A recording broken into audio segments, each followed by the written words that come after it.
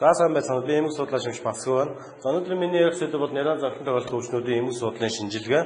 За тэр дундаа нэрийн эмэг судлалын шинжилгээний үед баримтлах эрх зүйн баримтчийн талаар ярилцъя. Нэрийн эндэтлийн төвшин, за дэлхийн болон Монгол улсын төвшинг ярилцъя. За дараа нь нэрийн зовлон тохиолдох эмгэгийн талаар ярилцсан. За дараа нь ураг нэрийн шинжилгээний онцлогийн тухай за дэлгэрэнгүй ярилцъя.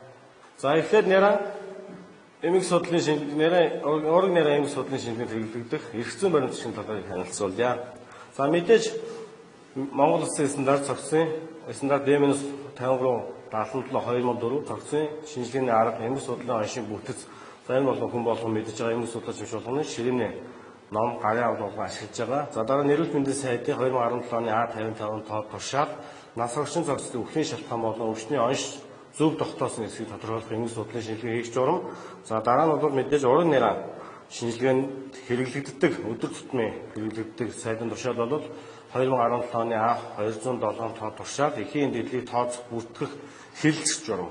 Гэсэн юм ерөнхийдөө 3 тушаал журам гэдэг өдөр тутмын үйл ажиллагаанд хэрэгжилж байна. За эндээс бол 207 тоо тушаал бол дэлгэрэнгүй танилцуулъя. За 207 тоо тушаалд бол ерөнхийдөө за бидэнд өдөр тутмын үйл ажиллагаанд хэрэглэгдэх хэд хэдэн заалтуудыг оруулсан байгаа. За энд юу вэ гэхээр перинатал үе гэж жирэмсний бүтэн 22-7 хоногоос эхэлж за төрсний дараах 7 хоног хүртэл үргэлжлэх хугацааг перинатал үе гэж нэрлэх юм байна. За нэрийн үе гэж төрсөн цагаас эхэлж 28.7 хоног бүтэн хоног дуус хүртэл үргэлжлэх хугацааг хэлнэ. Нэрийн эндэл амьдралын эхний бүтэн 28 хоног дотор энд бол нэрийн эндэлж үзэх юм байна. За нэрийн эндэлэг бол эстүүрийн эндэл, хожим эндэл гэж байгаа. За эстүүрийн эндэл нь төрсний дараах эхний 7 хоног дотор эндэлэг нэрийн эстүүрийн эндэлэг нь. За нэрийн хожим эндэлэг нь болохоор төрсний дараах 7 хоногоос 28 хоног дуусах хүртэл хугацааг бол нэрийн хожим эндэлэг юм байна. За дараа нь дутуу төрөлт. Дутуу төрөлт гэдэг нь жирэмсний 37 бүтэн 7 хоног буюу 259 хоногоос 100 хоног гэх юм байна. Хугацаанд дөрөв жирэмсний хугацаа 37 хоног бүтэн 7 хоногоос 42 бүтэн 7 хоног хүртэл хугацааг бол хугацаанд хэвийн төрлөг гэх юм байна. Илүү тээлтэд бол жирэмсний хугацаа бүтэн 42 7 хоног буюу түүнээс их. За хоногоор тооцвол 294 хоног буюу түүнээс их хоногоор тэрсэн тохиолдолд илүү тээлт гэж нэрлэх юм байна. За дараа нь бол мэдээж төрөх үеийн жингэд. Төрөх үеийн жин бол урд нь бол 5 янзаар хэрэглэгддэг гэсэн бол 207 тоо тушаал дээр 3 янзаар хэрэглэгдэж байгаа. За төрөх үеийн жин гэж бол ураг буюу нэрийг төрсөн даруйд нь жинлэж тодорхойлсон жинг төрөх үеийн жин гэж нэрлэнэ. Та бүхэн мэдж байгаа. За энд бол төрөх үеийн жин 3 хуваасан. За төрөх үеийн жин баг, төрөх үеийн жин маш баг, төрөх үеийн жин хит баг гэж 3 ангилсан байна. За жин баг гэдэг нь 2500 грамаас бага жинтэй хэлж байна. За маш бага жинтэй гэдэг нь бол 1500 грамаас доош жинтэй төрсөн тохиолдолд жин маш бага гэж хэлэх юм байна. За хит баг гэдэг нь бол 1000 грамаас доош жинтэйг хэлэх юм байна. За дараа нь амьд төрөлт, амьгүй төрөлт гэдэг маргаан болвол за клиник болон эмэг судлал дээр бол маш их маргаан гардаг учраас энийг бол заавалж оруулж өгсөн байгаа. За амьд төрөлт гэж юу хэлэх вэ гэхээр жирэмсний 22 хоног ба түүнээс хойш хугацаанд 500 грамаас дээш жинтэй төрсөн нэгэд амьдын шин тэмдгийн аль нэг нь за зүрхний цохилт, хүн судасны угшилт, булчингийн хөдөлгөөн эдэрч байвал амьд төрөлтөнд тооцсон байна. За амьд төрөлтөнд тооцсон нь бол жирэмсний 22 7 хоног ба түүнээс хойш хугацаанд 500 грамаас дээш жинтэй төрсөн за нэрад амьдын шинжи тэмдгийн аль нь ч за зүрхний цохилт, хүн судасны угшилт, булчингийн хөдөлгөөн эдэрхгүй байвал амьд төрөлтөнд тооцноо. За дараа нь нэрийн эндэглийн төвшин. За дэлхийн болон Монгол улсын хэмжээнд төвшин танилцуулъя. За энэ бол Монгол улс дахь их хүүхдийн өвчлөлт эндэглийн байдал, төрөлхийн, хөгжлийн, гажийн, давхар зүүн бүрдэл судалгаа 2018 онд хүүхдийн эрүүл мэндийн төвөөс гарсан, үндэсний төвөөс гарсан. За судалгааны материал байгаа энэс их сурвалж олгож ашигласан байгаа. За энд бол мэдээж за 5 хүртэлх насны хүүхдийн эндэгдэл за дэлхийд сүүлийн 26 онцлог хийгдсэн байна. Налхсан эндэгдэл, нэрийн эндэгдлийн тоо төвшин гарч байна. За ингэдээс харахад бол ерөнхийдөө бол 5 хүртэлх насны налхсан нэрийн эндэгдэл бол ерөнхийдөө сүүлийн 26 жил бол за дэлхийд бол за буурч байгаа тоон баримтууд харагдаж байна. За энэ харин Монгол улсын төвшин харагдаж байна сүүлийн 5 жилийн судалгаа. За 2013 онд бол нэрийн эндэгдлийн төвшин 9.7 байсан бол 2017 онд 8.7 болж 2020 оны зорилттой төвшин бол хүрсэн байгаа зурлал харагдаж байна. За энэ нарийн эндийн төвшин Монгол улс дахь аймаг нийслэлээр Урдас аймаг нийслэлээр харагдаж байна. За ингэж харахад бол ерөнхийдөө бол улсын хэмжээнд нарийн эндийн төвшин бол мөн ялгаахгүй буурч байгаа зураглалдаар улс олон аймаг Улаанбаатар хотын хэмжээнд нарийн эндийн төвшин бол буурч харагдаж байгаа зураглал байна. За энэ 2005 жилийн судалгаа харагдаж байна. За энэ бол нарийн эндийн бол аймгийн хэмжээнд бол буурсан өссөн буурж байгаа үзүүлэлт харагдвал Улаанбаатар хотын хэмжээнд бол нарийн эндийн төвшин бол за сүүлийн 3 жил дараалал бол 4 жил дараалал бол буурч байгаа үзүүлэлттэй байна. За нарийн эрт үеийн эндийн мөн ялгаа байхгүй. Аймгийн төвшөнд буурч байгаа, Улаанбаатар хотын төвшөнд буурч байгаа үзүүлэлт байна. Хожим үеийн эндийн гэсэн буурч байгаа үзүүлэлтүүд харагдаж байна. За дараа нь бид өнөөдрийн сэдвийн гол сэдвт ороо нарийн замшлан тохиолдох эмгэг бол энд бол бид өдөр тутам хэрэгжилж байгаа. За 4 эмгэг бол ерөөд энд бол авч үзсэн байгаа. За эхнийх нь нарийн бүтэлт. За энэ бол төрх үеийн бүтэлт бид мэднэ. За энэ бол өвчнөө олон улсын англи 10 дугаар англиар за P21-ээс P21 эсрэг коодлогддог юм. За хоёр дахь нарийн амьсгал гачаал. За өвчнөө олон улсын англи 10-аар P22-оос P22-ийн эсрэг коодлогддог юм байна. Нарийн ашмын шилхэн тэнцэн фала байтгийн өвчнөө олон улсын англи 10 P91 6-аар коодлогдож байна. Дараа нь төрхийн гэмтэл өвчнөө олон улсын англи 10-аар за P10-аас 15-аар коодлогдож байгаа. За дээрх дөрвөн өвчин бол макро болон микро шинжилгээний өөрчлөлтийг ярилцъя. За эхнийх нь нарийн төрхийн бүтлгүүд нь бол хэд хэдэн тодорхойлолт байдаг. За эндээс бол битэд мэддэг. За ингээд битэд хамаатай гэсэн үгнээс хэд хэдэн тодорхойлолтыг оруулсан байгаа. За эхнийх нь бол нарийн төрсний дараах 1 минутанд апгарын 7 оноогоос бага байвал бүтлгэж нэрлэх юм байна. За хоёр дахь тодорхойлолт нь нарийн бүтлгүүд нь дутуу болон гүйцэд нарийн бие махбодод хүчтэй цусан хангамж багассан нүүрс хүслийн хий ихээр хөрөнгөлөгдөж бодисын солилцоонд ацтай зүйлснээс илэрдэг эмэг өөрчлөлт юм аа гэсэн хэд хэдэн тодорхойлолтууд байна.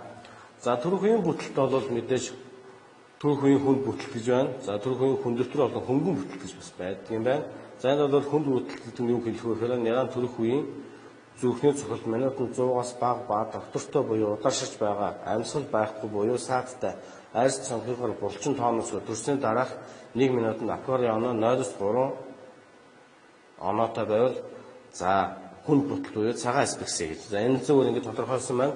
За төрөх үеийн хүндэвтэр болон хөнгөн бүтэлт нь бол төрснөөс хойш 1 минутын дотор амьсгал хэвэн болоогүй боловч зүрхний цохилт минутанд 100 буюу түүнээс дээш булчин баг зэрэг тооноостой зорчигч баг зэргийн хариу урвал үзүүлэн төрсний дараах 1 минутанд апгарын оноо 4-7 оноотой байвал бидэд хүндэвтэр зэргийн бүтэлт буюу хөнгөн аспексигээд эмнэлзээр ингээд тодорхойлсон байдаг юм байна.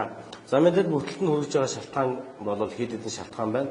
За эндээс бол зовлон тохиолдох шалтгаанууд нь бол төрхийн үйл ажиллагааны үед умаа ихс ургийн цусны хөрөлтийн 1-2 үеийн удаашрал саат хямралын үед үүсэх юм байна. За ихсийн ахуйд уламжлалтай тохиолдолд ихс хугацаанд өмнө бүрэн болон хэсэгчлэн хохрох, ихс төрүүлэлт, ураг орчмын шингэн байхгүй, шингэнгүй болсон, ураг орчмын шингэн цагаас уртаж гарсан, уйтан арцагтай их нь том ургийн толгойн буруу тавилт, өвзөр хөрүүлэлтийн үед толгой саадах, хүн гэмтэл, хүн унжих, хүн судас янз бүрийн хэлбэрийн занглаатай байх, хүн судас аневризм, хүн үзүүгээ буюу бие аль нэг хэсгээр чанга ороосон, за нөлөөл мөн бүтэлтэнд хордлого амьсгалын замын механик гэмтэл дарагдал бас нөлөөлж болох юм байна. За мэдээж эмгэг зам нь бол тээлтийн нас бага тусмаа хүчтэй дутмагчлал илүү өртнөгдөө бүтэлттэй төрөх магадлал өндрөө гэсэн утгатай. За ургийн бие махбодод хүчтэй дутагдсанаар гипокси шайшаад анаксын ус бичил цус сэргэлтийн хямрал үүсдэг байна. За хүчтэй дутмагчлал гликогены задрал үүснээс гипогликеми, ацетеми, гиперкалеми болж байснаа гипокалеми болж өөрчлөгддөг юм байна. За бүтэлтийн үед бол эргэтэн системд бол хэд хэдэн тогтолцоонд өөрчлөлт гардаг. За эргэтэн тогтолцооны бол хэд хэдэн эргэтэн тогтолцоогоор хамаарч байгаа. За эхнийх нь бол төв мэдрэлийн тогтолцоонд гипоксин шилхэн тенсофала бати үүсгэж юм байна. За тархины хаван саралтыг үүсгэж болох юм байна. Амьсгалын эргэтэн тогтолцоонд бол уушиг зунгаар хагсан өөрчлөлт илэрч болох юм байна. Сурфтантын өөрчлөлт буюу гипоксин дарах феномобите.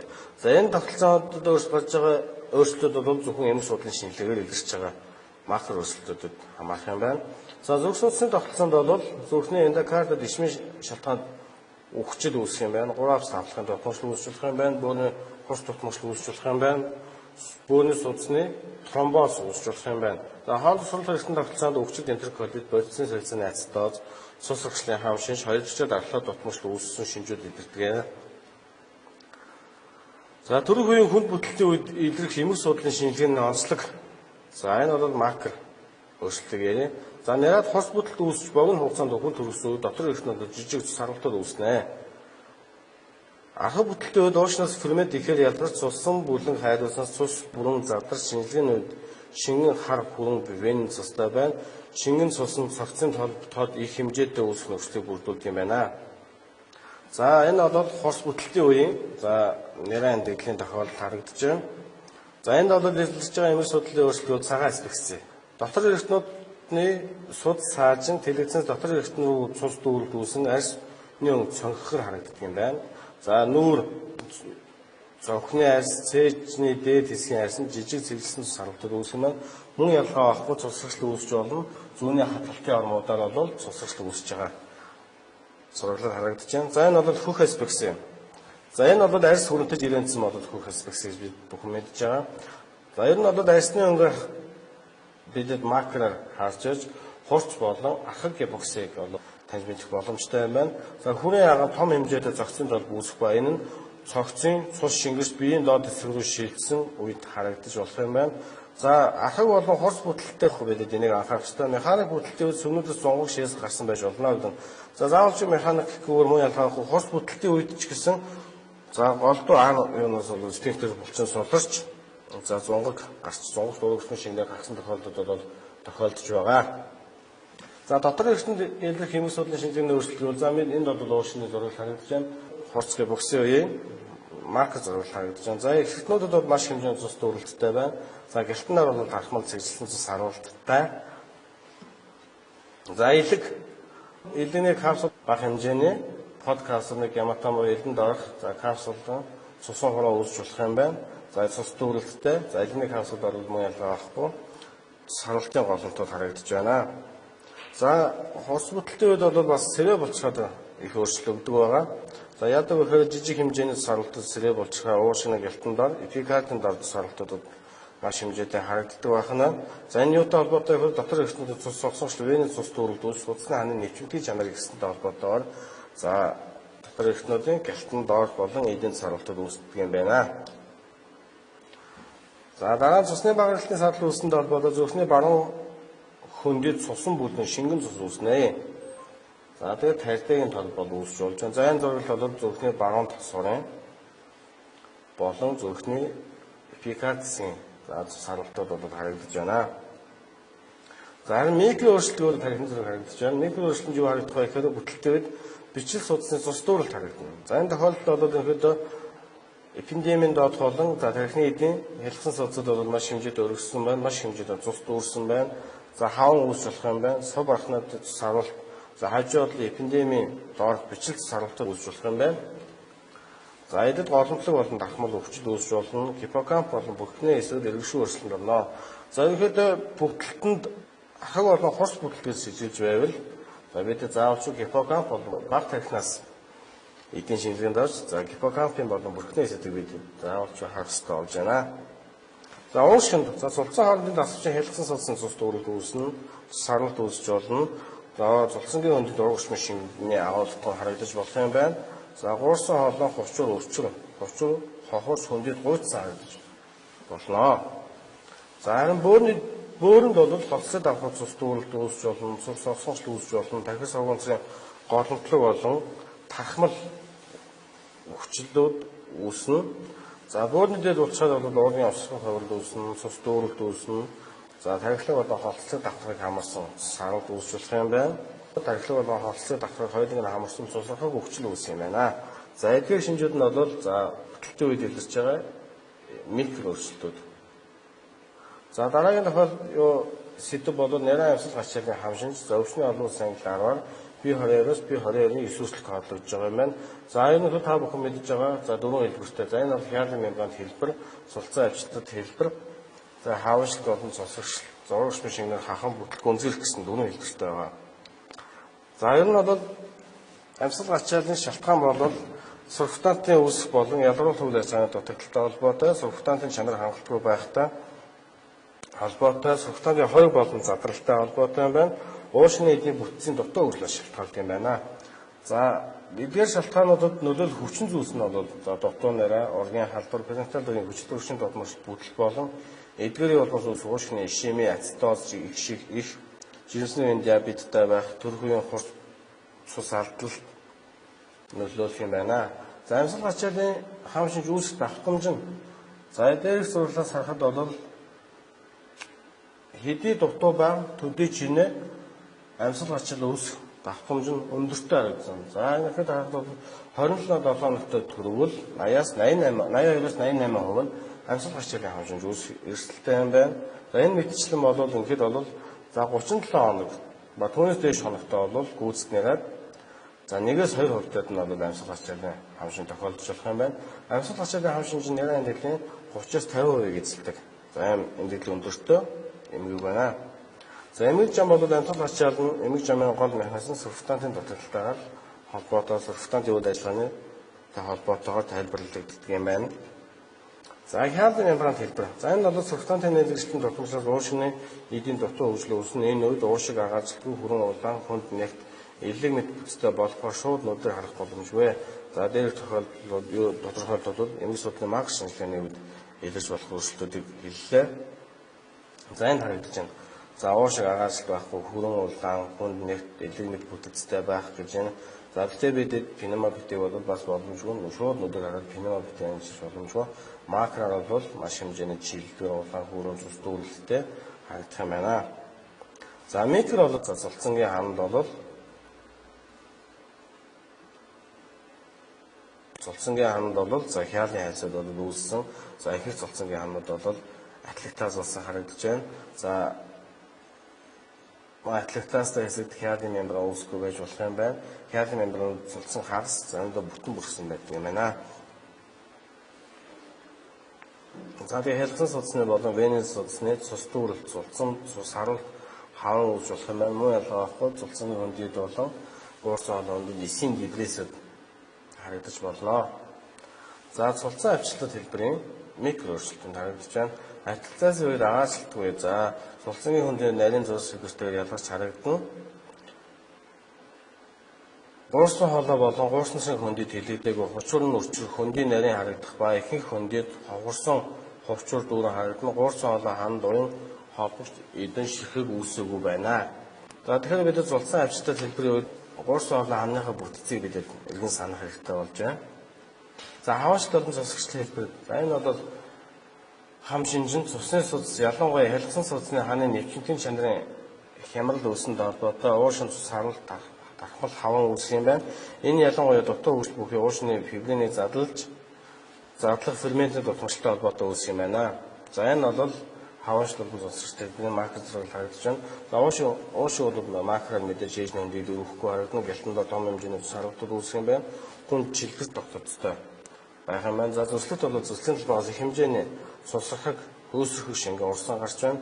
Эдэд дархмал цус харуулсан байна. За сая бол гадна талаас гэлтэн дор бол маш том хэмжээний цус харуулсан бол энд бол харагдаж байгаа. Дэлгэн сегмент хамарсан том цус харуултын голонд үүсчин уурсан олгоос хөөсрөх шингэн урсан гарна гэсэн ийм макро зурагтай. За микро зурагтай хувьд бол цулцангийн тэлэгдэл бага дутуу хөгжил бүхий уушиг нийтдээ харагдаж байна. За цулцангийн хөндөд хавангийн шингэн улаан эсийн холцтой харагдана. За энэ зурагтай цулцангийн хөндөд бол дархмал харагдаж байна. За гялтан хайлс цулцсан хоорондын таславч холбох хэдэн хайцтай байна гэж байна. За дараа нь бол цус харуулттай хяалын мембран үүсч болно гэдэг. Муу ялгаахгүй геморгический хавангийн үед бол цус харуулт хяалын мембран бол энэ пневмобитийг илэрч болох юм байна. За урагшны шингэр хахан бүтлгүүнзгэр хамгийн дараагийн тохиолдол бол төрхийн өмнө болон төрөх үед зунгаар бохирлогдсон урагшны шингэр хагснаас үүссэн амьсгалын гачаалт хямралыг зунгаар хах хам шинж гэх юм байна. Пневмобитийн амьсгал ачааллын дөрвдүгээр хэлбэр байгаа. За зунгаар хах хам шинжийн ихэвчлэн гүйцэд болон илүү тэгцэн яриад тохиолдож болно. За шалтгаан бол их доторх бүтсэн болон төрөх үед бүтэлт үүссэн үед няран цацхан судасны агчлал үүсч эзнийг өргөсөх хөдөлгөөн ихэж хошигны хоног солих зонгог уур орчим шингэн гадагшлан. За хүү үзүүг орох болон дарагдсан үед вагус мэдрэлэн зочилд үүсч бүтэлтгүй үед сонгогд гадагшилдаг байна гэж хэлсэн нийтийн онолууд өгдөг юм байна. За дараагийн онол нь бол ураг бүтэлтийн улмаас амьсгал амтмагт зонгог ургийн амьсгалын зам уушины зах хязгаар хүртэл дарахад зонгог шингэн амьсгалын замын зах хэсгэлийг бүгснээс агарын солилцоо явагдаж чадахгүй бол цуснд хөгжил тутмашлах гипоксимийн үүс сулцсангаас сурфтантын шахан гаргаж сулцсангийн хааны дарагдлыг ихсгэх ба атлетаз үүсгэх шалтгаан болдог юм байна. Урагшмын шингийн химийн бүтцийн шалтгаан сулцсангийн хаан шууд гэмтэж хордлогын шалтгаантай хаван цэцэрлэгтийн ямард өрөсөл үүсч болох юм байна. За энэ маркер шинжилгээ харагдаж байна. За зонгол урагшмын шингээр хатсан тохиолдол байна. За мөгөр соолоо гур соолоо хөндий байна. За энд бол гур соолоо хөндий бол мөгөр соолоо хөндийд бол их хэмжээний за бор ногоон зонгорт урагшмын шингийн агуулмжтай харагдаж байна. За энэ уушны зураг харагдаж байна. За энэ бол мөн ялгаагүй дээр тохиолдлын хоёртлын уушиг байгаа. Хоёртлын уушиг цус дүүрэлттэй бор хөрвөнгийн хүнд хатуу бэрхэд тогтцтой. За түрүүний макро уушны зургийг хараад бол за гэлтэнд орж саралт болон эдийн засаг ялгал тод харагдаж байгаа. Энэ бол нийлэнхүйд бор хөрвөнгийн хүнд хатуу тогтцтой. За энэ тийм цус дүүрэлттэй уушны макро зураглал байна. За микро зураглалын тухайд бол за уушны бүх хэдийг хамарсан урагшмын шингийн агуулмжууд харагдаж байна. За зулцсан хоорондын дасгалын хэлбэрийн судалцаад өргөссөн харагдаж байна.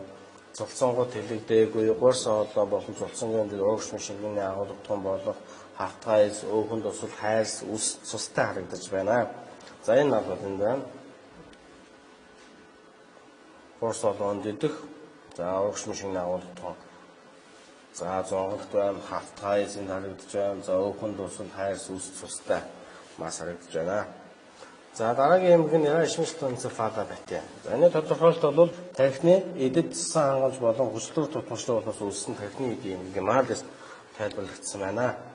За шалтгаан бол хэд хэдэн шалтгаан байна. За хүчил төрөгчийн хурц болон архад дутагдлыг үүсгэх дарах хүчин зүйлүүд нөлөөлнө. За үүнд ихийн аац болон ургийн толгойн хэмжээ тохирохгүй байх, төргөн төрөлт учирсан ургийн буруу байрлал, ургийн толгой буруу тавилт, төрөлтийн хоёрдугаар удаашрал гэх мэтүүд нөлөөлдөг юм байна. За эмгэг жамын тухайд одоо дотор эрхтэн цэцэн хангалтнаас гипоксимийн гиперкапны үүсгэд нейрон бие махбод өөрийн зохицуулах механизмаа зохицуулдаг. Гэвч цаашдаа гипоксимийн гиперкапны үйлдэлсээр артерийн даралт болон тархины цусны орслын хурд багас тархинд ишмийн өөрчлөлт үүсэх ба тархины өөр хэсгүүдэд артерийн даралт ихсэн цусны орслын хурд ихсэж гипокси гүнзгийн тархинд харуул зүйлш болдог юм байна. За нэрээ ихний хооног цусны эргэлт гипокинетик байснаас цаашаа гиперкинетик эргэлтэн шинждэг амьдралын эхний хооног цусны зохилтын болон минутын эзлэхэн багассан. За зүрхний үйл ажиллагаа багасч артерийн цусны тонус ихсэх, пульс зөөр сулралтын даралт ихсэж болдог юм байна. Уушны даралт ихснээс тархинд гипоксийн шалтгаанд өөрчлөлт үүсэж болдог юм байна. Уушны байнгын даралт ихссэн бодис солилцоо буурч чөлөөт артикулууд багасны олноос тархинд гипоксийн өөрчлөлт үүсэх тархийг гэмтдэг байна гэсэн хэд хэдэн онолууд өгдөг юм байна. За макар илэрч байгаа шинжилгээ бол ишмийн шалтгаанд энцефала бати үед илэрч байгаа макар тархины зурвал бол тархины бүтэц хадгалагдсан боловч хоёр татамжлаг маш холбоо дотцтой хавгийн зорилготой харагдаж байна. За ингээд үжилсэн төслөгт үүсэд бол за ховдлын дор аккумуляцийн цайвар голомтууд бол харагдаж байна. За энэ бол томрон сүнслэлээр харагдаж байхад бол орчмын эдээс бол цайвар шаргалангийн тод өвчлийн голомтууд тахмал харагдаж байна. За мөн эд бол тархинад ялгарл байхгүй байсан олбор тогтцтой байна. За кислогийн тухайд бол за дээрх эрдэмтдийн судалгаагаар нэрэ ашмын шалтгаанд энцефала бати 3 виштэй явагдгийг тогтоосон байна. За үүнд бол нэг нь бол өвчл үүсэх. За энэ микророг глисийн өвчл, эсийн мэдрэлийн задрал босоос эсийн жижиг хэлтэнгүүд үүсч болох юм байна. Хоёр дахь үе шат нь хайлах залгидах үе шат гэж нэрлэдэг юм байна. Астроцитийн болон макрофаг гэсэн орнууд явагдаж мөхлөг жижиг хэсгүүд үүсэх юм байна. Сорвч бол уйлан хаач буюу 3 дахь үе шат, сорив уйлан хаан хэсэг глисийн оншрол, үхслийн захаар зурус байдалтай мөнгө өсгөх санагдал нь суурьсаг ширхэрлэг гэд үүссэн байдаг юм байна. За энэ бол өвчний үе шат харагдаж байна. Өвчл үүсэх глисийн өвчл мэдрэлийн эсийн задрал болсноос эсийн жижиг хэлтэнгүүд үүсэх гэсэн зураг харагдж байна. За энд бол харагдсан талбайд бол тархины өрийн эдийн голомтлог хөгжлөлөн гэдэг эсийн хүчил байна. За энэ томроос өсөлтөөр за гэлтийн эсийн тархимал хөгжил зураглан. За дараа нь хайлах болон залгих үе шат буюу 2 дугаар үе шат астроцитын болон макрофаг эсийн оруулж явагдаж мөхлөх жижиг эсвэр үүсдэг юм байна. За энэ астроцит тойрсон за гэлтийн эсийн оншралтай байна. За макрофаг эсийн оруулж өөрчлөлттэй харагдсан. За энд бол астроцит буюу автлаг эсүүд бол дегенераци өөрчлөлтөнд орсон олонтлог хөгжилтэй микрозураг байна. За эцсийн шат буюу соривжл уйлахаа үүсэх үе шат. За сорив уйлахаа хэсэгт гэлтийн эсийн оншрал үүсэх юм байна. Өслийн цахаа зурус байдалтай мөг үнцэг санаад болно. Сүүсэг ширхэлэг эдэд үүссэн байна гэж байна. За дараа нь төрхийн гэмтэл. За төрхийн гэмтэл бол өвчнөө олон санитар P10-аас 15 эсрэг орлогддог. За эмгэг байгаа. Төрөх үед явцад ургийн төрүүлсэн эсгийн хатуу болон зөөлөн эдэд механик нөлөөлөлөөс зөөлөн эдийн гэмтэл, хаван, нэцрэл, хугарал, молтрол, хэсэг газрын цус, эргэлтийн ямар цус харуул үүсэх төрхийн гэмтэл гинэ гэж тодорхойлсон байна. За төрхийн гэмтэл бол дотор нь гавлын ясны дотор эрхтний гэмтэл, арьсан дорох эд болон булчингийн гэмтэл, нуруу нугасны, бусад ясны, төвийн болон захын мэдрэлийн тогтолцооны гэмтэл гэж ангилдаг юм байна. За төрхийн гэмтэл үүсгэхэд үндсэн шалтгаан бол ургийн хэмжээ, эхийн арцаг ясны хэмжээтэй тохирохгүй, ялангуяа гавл ясны хэмжээ тохирохгүй байх тохиолдолд төрхийн гэмтэл үүсгэх том шалтгаан болд юм байна. За түргэн төрөлт, ужирсан төрөлт, төр хүчний судрал, олон урагтай, ургийн талаас толгой том, хөвлий том, ургийн буруу байдал зэрэг нөлөөлж болно. За эхийн арцын хүндэд ургийн толгой тавигдах үед ургийн тархины баруун зүүн бөмбөгийн харьцаа болон тэгш хэм алдагдана. За энэ бидэд ургийн толгой хазаа тавилт гэж нэрлэж байгаа. За ургийн толгой хазаа тавилт нь бол тух тагзаар тавигдсан үед үүсч болох юм байна. Ураг том байхад төрхийн гэмтэл үүсч болох юм байна. Өгзөг төрүүлэлтийн үед толгой төрүүлэлтийг бодоод 3 дахин илүү гэмтэл үүсэх эрсдэлтэй гэж байна. За төрхийн гэмтэл бол макро шинжилгээнд товшин танилцуулъя. За эхний нь бол төрхийн хавдар. За төрөлхийн явцад ургийн төрүүлсэн хэсэг толгой, нүүр, өгзөг, мөчдөд үүсч болох юм байна. Ургийн төрүүлсэн хэсгийн арьсан доорх эд булчин, апоневроз, венен цус төрөлт, хаван цус харуул үүсч болох юм байна. За энэ бол төрөлт уужрах урагш машин эрт гарахтай холбоотой гэж тайлбарлагдсан юм байна. Мөн вакуум саруулалт тавьсагаас шалтгаалж төрхийн хавдар үүснэ. Төрхийн хавдар нь ихэвчлэн дагаж зулаан хэсгээр буюу баруун зулаа эсвэл зүүн зулаа тал руугаа толгой хазаа тавилт үед илүүтэй үүсэх ба суман заадс ихээр зөрсөн байдаг байна. За дараа нь бол гавлын дуулах хайсан орох сарлд үед цефалог гематом. За энэ төрхийн гэмтлийн хонгийн хэлбэр өгөөд гавлын ясны гадаргууд ясны хайлс өндөрс хайсандаар цуссан хавдар буюу цус орохыг цефалог гематом гэж нэрлэх юм байна. За ихэнхдээ бол нэг болон хоёр талын зулаан яс дагаж хэсэгт үүссэн байдаг бөгөөд гавлын ясны заацд үүсдэг онцлогтой юм байна. Төрөлхийн явцад ургийн толгойн давших хөдөлгөөний үед арьс татагдсанаас ясны хайсны даралт өөрчлөгдөн венен судас хагарснаас үүсч болох юм байна. За цефалог гематом үүсэхэд яг сугарсан байж болох юм байна. За энэ цефалог гематом болон цефалог гематомын эсхийн зураг харагдаж байна. За ер нь бол хуухан дор үүссэн бол бидэд за цефалог гематом буюу төрөлхийн хавдар гэх юм. За энэ над костница буюу ясны хайсан дор за гематом үүснэ бидэд цефалог гематом гэж нэрлэх юм байна. За дотор эртний гэмтлэг танилцсан төрөлт удирдлагатайгаар холбоотой элэг дэлгүү бүүнүүдэд булчин хайсан дор цус орох эдэд саралт үүсч болох юм байна. Өгзөг төрүүлэлтийн үед эр хүүсийн яна хуухна томсог гэмтснээс гадна бүүнүүдэд булчход саралт үүсч болох юм байна. За эмэлцүүг нь авчин нэрээ хэрэв яран дээр хэрэгтнүүд сарвсны дараа 3-аас 1-2 хоног эмэлцүүд тодорхой идэлгүй байснаа 3-5 хоногт гинэт няран биеийн байдал модож эдэл ирээний бүхэлдээр үүссэн цусан хураа хэвлийн өндөрөд задрах юм уу эсвэл цус харуулт нэмэгдсэн шинжээр илэрч болно. Мөн няран цус задрах юмгүй үед том моснонд илүү задарсан байдгийг ялгах хэрэгтэй. Мөн ходоод задарсан үед хилэн задралт үүснэ. За энэ ямар ач холбогдолтой вэ гэхээр бид тухайн тохиолдлынхаа эмэлцүүтэй маш сайн танилцах ёстой. За энэ бол элегний капсулд орох хэмжээтэй сарал харагдсан. За элегний арын сегментэд голчлон үүсч болдго юм байна. За элегний энэ тохиолдолд элегний 5 6 7 8 дуус сегментийг хамарсан 5-ыг хассан 7 см хэмжээтэй За элений гэлсаны капсулд ор гематом үс задарсан байгаа. Байдлаа за энэ тохиолдолд бол за хэвлийн өндийн цус багталтай өндөрсөн тохиолдол байгаа. За дараа нь эвтрал саруулт. За гавлын дотор хатуу бүрхүүлийн дор өөрөөр хэлбэл яс хатуу хайсны хооронд үүссэн саралтыг хэлдэг юм байна. Мөн суур ясны хугарал цуурлын үед ясны тархины бүрхүүлийн дунд артер задарснаас үүснэ. Тархины хадуур систем баг тархины хайсны гэмтэл цаашлаа синус венийн задралаас эвтрал саруулт үүсч болно гэсэн байна. За хатуу бүрхүүлийн хуулгарсан хэсэг болон томоохон вен задрах гэмтэл гэж бас байдаг юм байна. За төрхийн гэмтлийн нийлээд тохиолдох хэлбэр нь сувдрал саруулт юм аа. За хатуу бүрхүүлийн дээд талын ялц суулгарч задарснаас бүрэн бус урагдал хоёр давхар урагдал задрал бүрэн урагдал гэж нэрлэх юм байна. Ховор тохиолдох хадуур систем сагитал синус задрал үүсч болно. За бид бүхэн болол төрөлттэй холбоотой юм бол заавалчгүй сагитал синусыг бид шалгаж байгаа. За дараа нь баг тархины бүрхүүл задрах. За баг тархины бүрхүүл гэдэг нь тархины хатуу бүрхүүлийн үргэлжлэл дээд талаас хадуур хэлбэрийн сэртэн артлаасаа дагцны ясны дотор гадаргыг хамарсан. За бүрхүүл нь цаврах ширхгээс довтолцтой нэмгэн хоёр давхрахтай төрөх явцад баг тархины таславч хайс татагдан сонох явцад зах хэрмээс задарч эхэлдэг. Төрөл дуужигсан цус сэргэлтийн хямралд үүснээс хоёр хайсын завсаар цус саруулт үүсч болдог юм байна. За баг тархины хатуу хайсны гэмтлээс саруулт задрал гэж хоёр ангилна. За задралыг болоод хэсэг газрын задрал, бүтэн задрал гэж ангилах юм байна. За нэрэ ясны гэмтэл. За энэ бол төрөлт удирдахтай холбоотойгоор үүссэн гавл ясны гэмтлийг нь мөр бомж өмнө хугарал үүсгэх юм байна.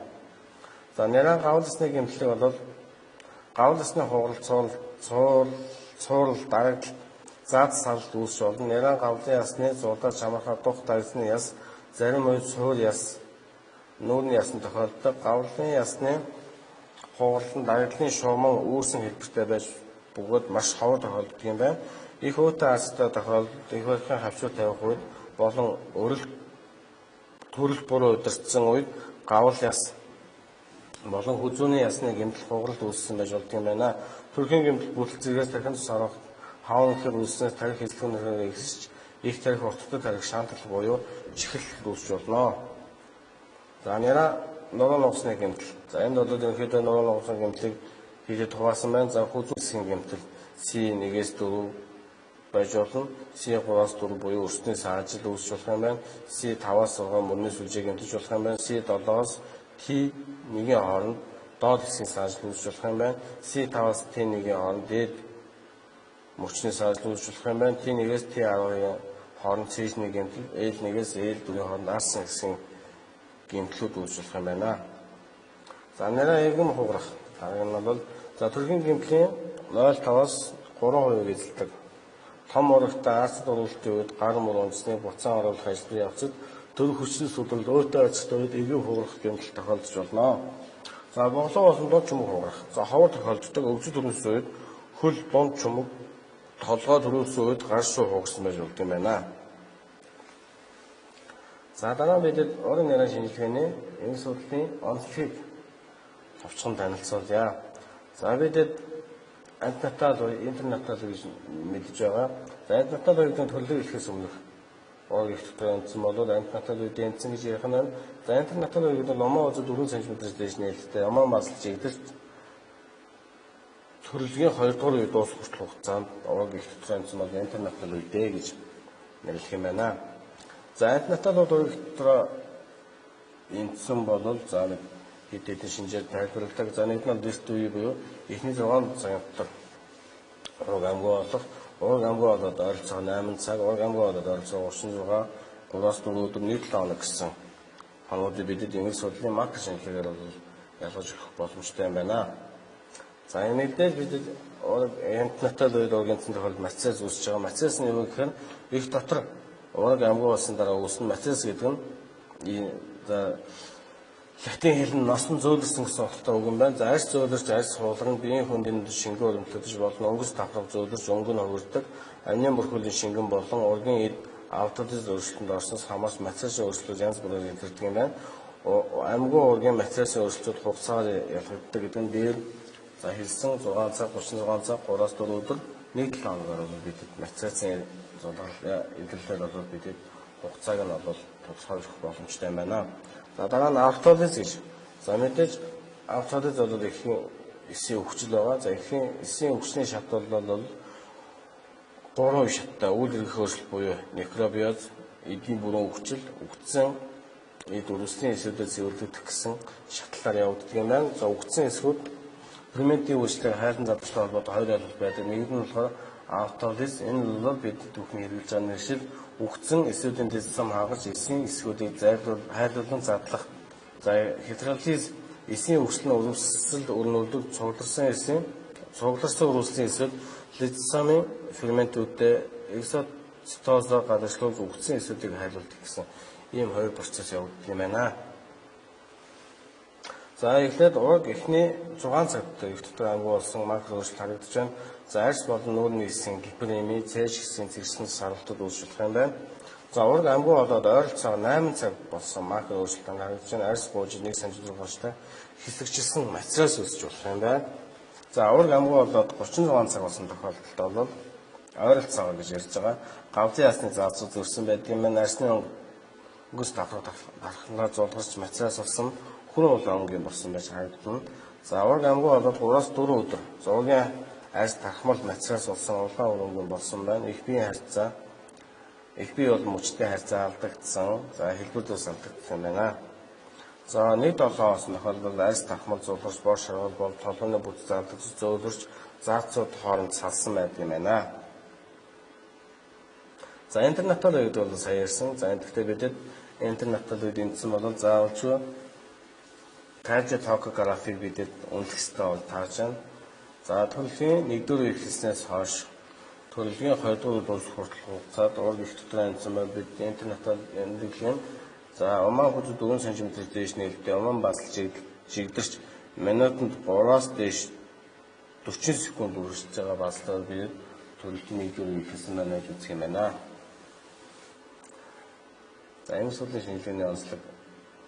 За бид ураг нэрийн эмч судлалын шинжилгээний онцлогын бол клиникийн үнэлсэн хэдэд ойлголтыг бидэд мэдэх ёстой болж байна. За энд бол эхийн дунд ургийн толгой хазгаар тавилтыг мэдэх ёстой болж байна. За ургийн толгой эхийн арцын босоо тэнхлэд хийм биш байрлах эмгэгийг ургийн толгойн тэнхлийн бус тавилт буюу ургийн толгой хазгаар тавилт гэж нэрлэх юм байна. За хазгаар тавилтыг арын хазгаар тавилт, урд хазгаар тавилт гэж харах юм байна. За доорх зургт бол тайлбарснаар за хазгаар тавилттай, хэвийн тавилттай, урд хазгаар тавилттай тохиолдол харагдаж байна. За урд хазгаар тавилтад бол за энэ бол эмнэлзүүн намаас оруулсан хэсэг байгаа. Хөнгөн хэлбэр ургийн толгой арын мөндөр баг зэрэг бүхэж хазаасан байх ба хэвшлэн давтан дөрвчөд тохиолддог юм байна. За арын хазгаар тавилтны болохгүй хөнгөн дунд хүнд гэсэн хэлбэртэй юм байна. За энэ тохиолдол бол харж байгаа ургийн толгой хазгаар тавилттай үед за он шалтгаан байдаг юм байна. Шалтгаан байдаг юм байна авах хэмжээ. За суман заз арын мөргөө эсвэл арцын дунд чумны урд байлсан бол төрөлхийг төгс самаа төрүүлж болно гэсэн байдаг юм байна. За суман заз сумдрны ясны дээд ирмэг эсвэл уусын төвөрт илэрхий байрлсан бол кесар мэслэг төрөлхийг шийднэ гэсэн кесар мэслийн заалт бас болж өгдөг юм байна. За энэ тохиолдолд бол ургийн толгой хазаа тавилт өвөлт уржигсан тохиолдлын макро зураг харагдаж байна. За энэ баг зурлаан баруун хажуу дагц хэсэгт 8-7 см хэмжээтэй ясны хальсны дор цус хуралд үлсэн мань цефалогематом үлсэн харагдаж байна. За дараа нь бид ураг нэрийн шинжилгээний онцлогийг ярьж байгаа. Энд бол бид заашгүй үзэх шаардлагатай бол ясалтын цөмөг үзэх шаардлагатай болно. За ясалтын цөмөг нь юу гэхээр тэлтийн хугацаа эргэлзээтэй үед аль нэг талын дунд чөмөгний булуу шинжилнэ. За үүний тулд тойгны доод талаас хагас дугуй зүсгийг хийж тойгийг арьс махны хамт дээш нь сөхөхөд булуу багчна. Булууны толгой. За булууны урд гадаргыг хайслах маягаар 1 мм зузаатай нэмгэн дараалан цэцлэг хийж бэклийн ясалтын цөм үүссэн хэсэг шалгах ба хамгийн өргөн хэмжээг авна. Энэ тод улаан өнгөөр ялгарч харагдах ба гүйц төрсөн бол 5 мм хэмжээтэй хэр ураг эхийн эвлэлд 37 хоног хүрээгүй бол цөм ажиглахгүй гэдэг юм байна. За тэгэхээр бид нар болоод за гүйц тээгдсэн дутуу тээгдсэн Төрөлтийг шийдэхтэй холбоотой асуудлууд бол үүсдэг. За энийг маргааны тайлбар ганц юм бол яслын зам буюу бэхлэн замыг үүсгэх явдал. За энийг бол ерөнхийдөө бол гүйцэд яриад бол заавалж үүсгэх шаардлагатай байна. За дараа нь бидэд мөрөөсний ясалтын шугамыг үүсгэх ёстой. Энэ бол ураг илүү тэгсэн үе булууны дээд булууны толгойн ясалтыг шалгах үүсгэн практик ашиг бүгдтэй мөн ялгаахгүй. Илүү тэгсэн дотоод тэгсэн гэдэг маргааны тасланд бол бид заавалч дунд чугны булуу болон за мөрний бугуулганд бол бид заавалч ясалтын цомог үүсгэж тааж байна. За бид дээрх баган нурууны гэмтлийг ярьсан. За баган нурууны гэмтлийг шалгах нь бол төрхийн гэмтлийг онцлох ашиг бүгдтэй. За нурууны ард шулуун болсон сарвж болох юм байна.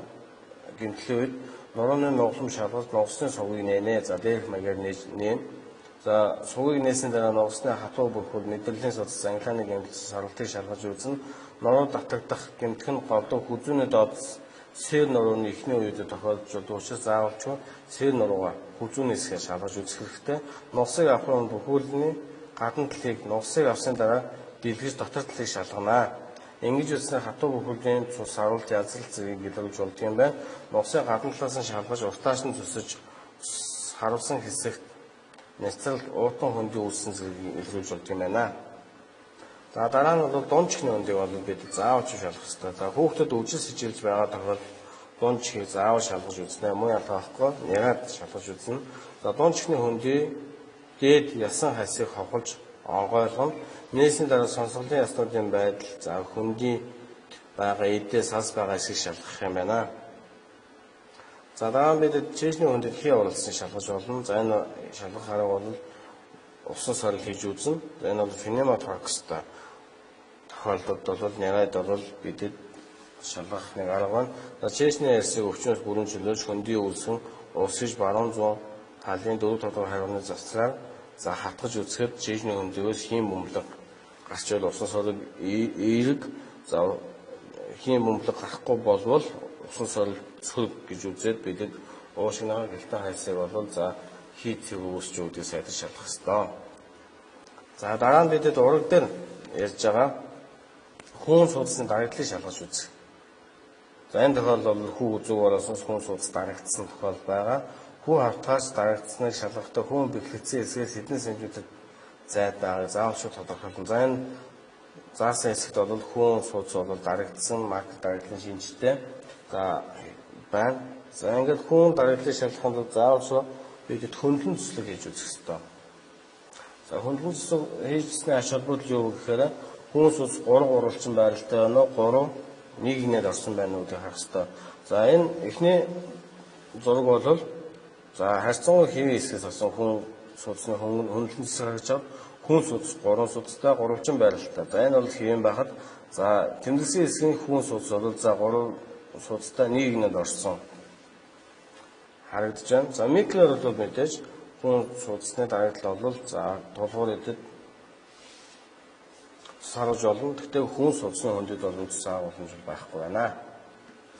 За хүү үзүүр орсон шалтгаанаас ургийн гэдэлт бол бидээс орж болно. Хүү үзүүр орсон улбаас ургийн хурц бүтэлтэй үед гадна үслэх хүзүүнд болт орныг үнэлнэ гэдэг. За болт орныг бид бүхэн мэдж байгаа бүтэн болон задгаа болт орно. За гадна талаасаа бидэд юу үзэх вэ гэхээр бүтэн байна уу задгаа байна уу гэдэг ерөнхийдөө бидэд бол маш сайн ихтэл үзэх ёстой. За дараа нь анхаарах юм бол бидэд дотор санс хүү үзүүр орсон улбаас ургийн бүтэлтийн үед хүзүү орчмын арсан дор зөөлөд саралт үүснэ. За гадна маркер болгон юу дотор саралтын өөрчлөлтөд бид дараад саралт үүссэн бол за энэ хүү үзүүр орсон байна гэж таньж мэдхэд ач холбогдолтой юм байна. За ингээд өнгөрсөн миний ярих сэдвүүд дуусч байна. Анхаарал хандуулсанд баярлалаа.